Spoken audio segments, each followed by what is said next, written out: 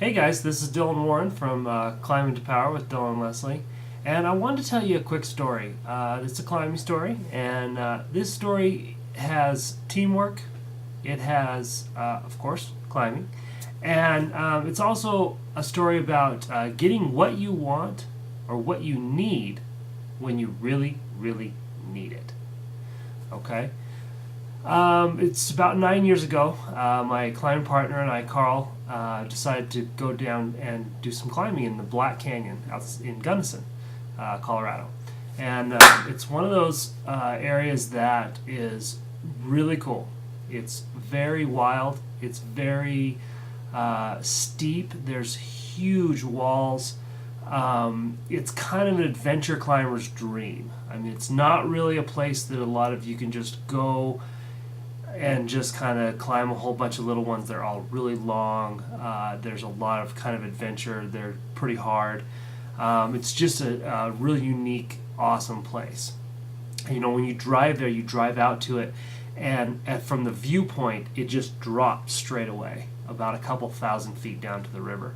And the Gunnison River's carved this canyon out, and it's just massive. It's just an amazing black, dark gray and black granite rock. I mean, there's walls that go from anywhere from about 3,000 feet to about 300 feet.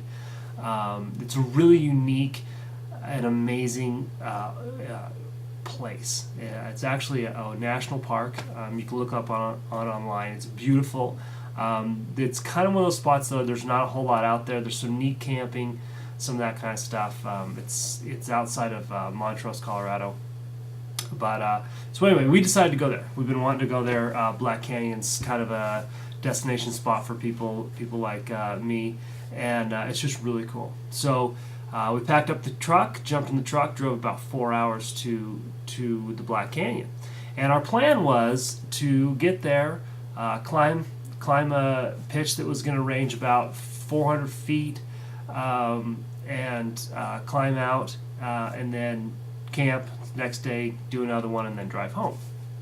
Well, the Black's a little different. Most climbing places you go to, you have to hike up to the climb, and then you climb something, you do a rappel back down to your bag, and then you hike back out. Well, the Black is a little different. You start at the top, and so you have to hike down into it, and then you climb back out. So whatever you take down, you got to come back out with. So it's kind of a little. That's why it's kind of that adventure type climbing. You can't just go willy nilly with it. You got to really kind of know what you're doing. You got to know what you're taking. You got you forget something, you're hosed, right? I mean, it's one of those kind of unique places like that. And so, not only that, but the hiking down, you can imagine. I mean, when you're looking at it, you can imagine just the sheer drop. The hiking down is not easy, and so you're hiking straight down these steep gullies, and some of them have rappels. You have to rappel down. I mean, it's pretty intense. It's pretty serious.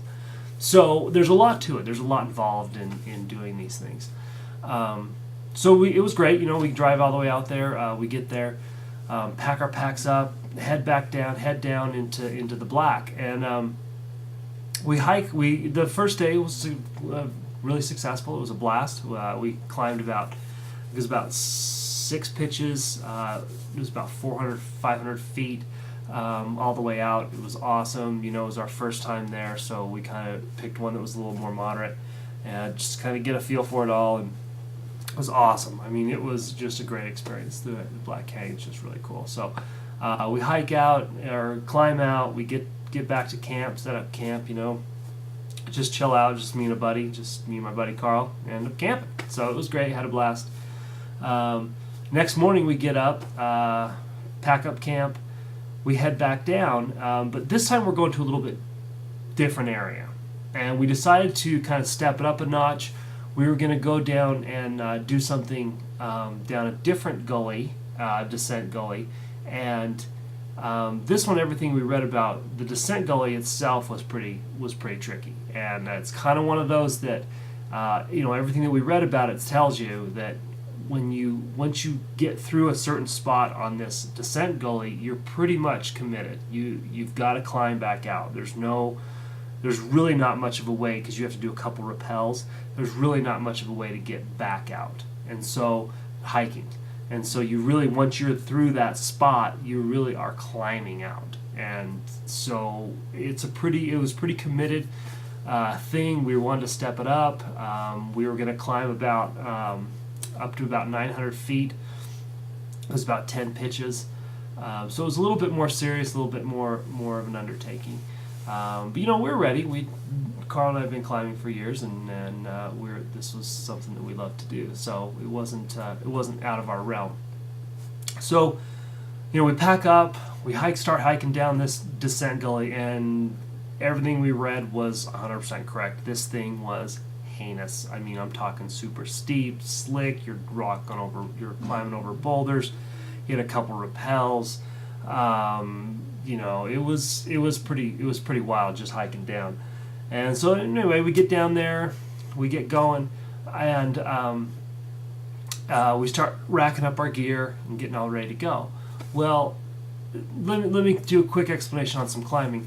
There's two different types of climbing camming equipment. Okay, one is an actual camming equipment. It's kind of has these two lobes. You pull a trigger and it opens and closes. I've actually got a video where I kind of demonstrate a little bit of camming equipment. And the other is called, they're nuts or hexes. And it's basically, it's basically like a chunk of metal stuck with a piece of cable that goes through it. And the camming units, you can basically put them inside of a crack, squeezing the trigger, putting it inside the crack, and it expands inside the crack. And then you clip your rope to it so when you fall. A nut or a hex, it's a solid, it doesn't move. You slot it into a piece of rock, another piece of rock, and you pull it down, and so when you fall, it's just pulling against the crack of the rock. There's no camming action, there's no nothing. But to get it out, you have to use a nut tool, and sometimes they'll come out, but sometimes they don't. And so they make these long tools. They're like about that long. It looks kind of like a flat 10 spike, right? And you clip that to your belt, and so as the first guy goes up, puts the nuts in, the second guy goes up and takes them out. And sometimes you have to get the nut tool and pop the dang things out, and they can be kind of a bugger. So we get down there, and the black takes a lot of nuts. Okay, it takes a lot of the nuts and the hexes as opposed to the camming devices. Just the method of the rock, the way the rock kind of lines up. There's different rocks. I'm not going to get too much into that, but the route was gonna take a lot more of the nuts than it was the cams. And so, we're racking up, we're getting ready, and we forgot the nut tool. And it was like, oh crap, because your alternative is you leave it. And if you leave it, which is fine, but they're basically about $8 a pop, right? So if you leave, each one of us had probably about 15 of them on us. If we left 20 of them, that's $200 you're leaving. I mean, we're probably not going to leave that many, but you don't want to leave them. It's $10 a pop. $8 a pop. So some of them they're smaller, they get cheaper, and so anyway, we're like, oh crap, this sucks, and so we're like, well, what are we gonna do, So we start climbing up, and we start heading up, and Carl goes up the first pitch, and the crux pitch, which means the pitch that's going to be the hardest in the climb, right, of the whole 10 pitches, is about 2 pitches up. So it's going to be about 200 feet off the ground.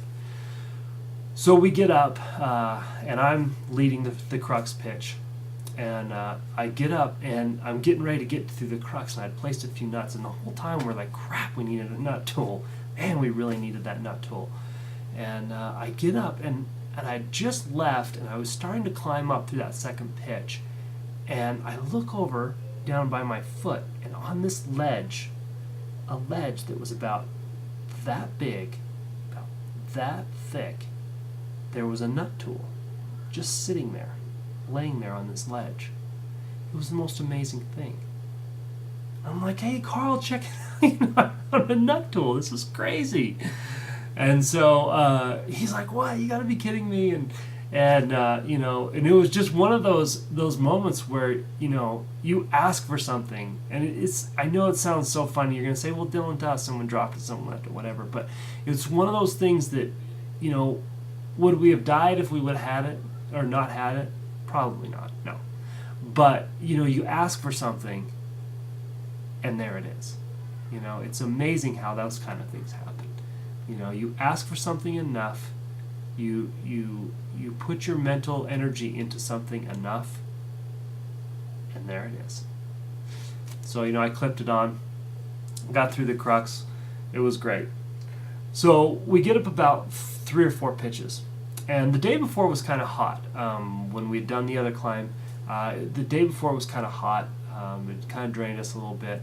And it was starting to get a little hot. And because of the, you're taking out everything that you take down, you tend to not take as much water as you probably should, because you're climbing with it, it's heavy, it's awkward, it just kind of sucks, and so as much as that's awful and terrible and you need the water, you tend to not take what you need.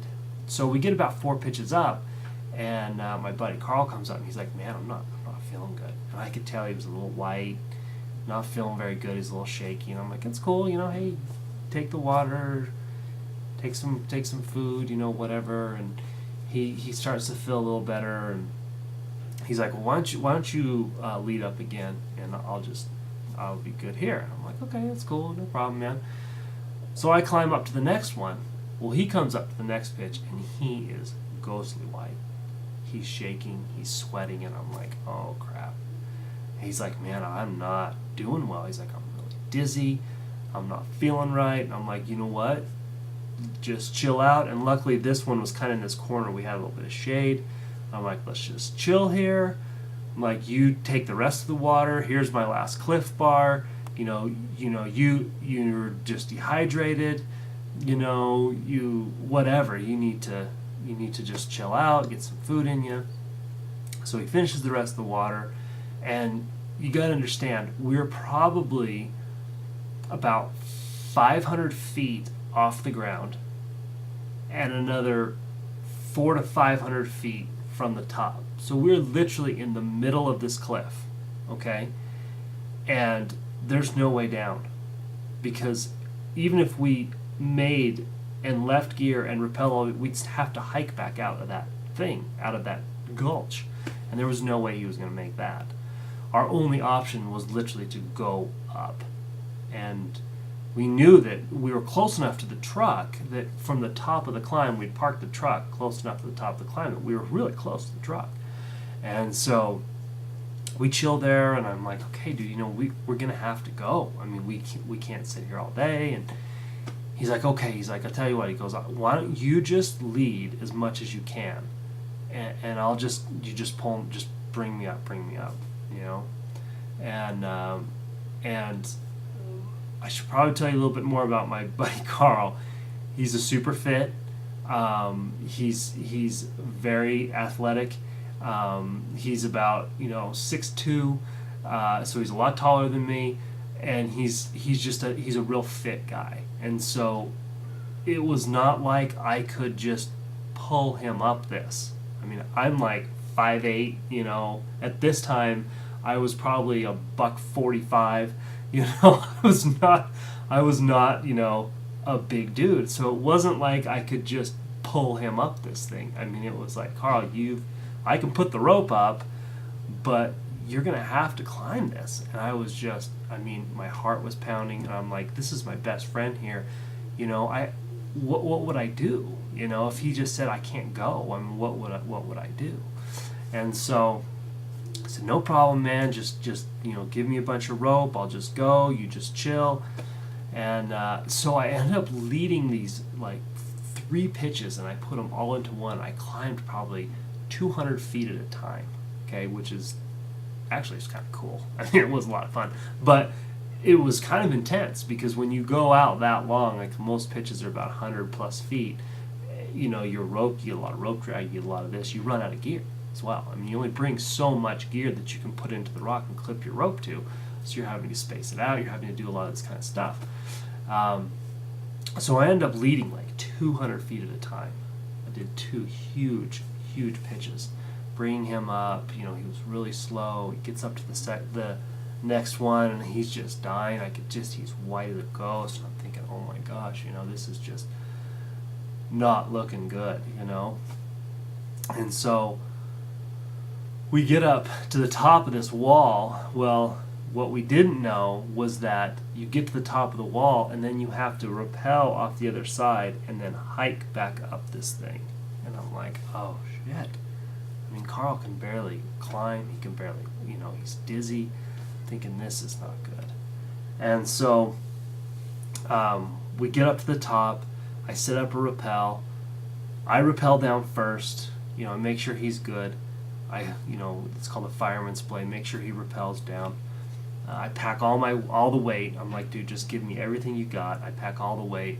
And I'm like, you just take your time, and I'm going to bust on ahead, get up to the car, get you some more water, and I'll bring it back down to you.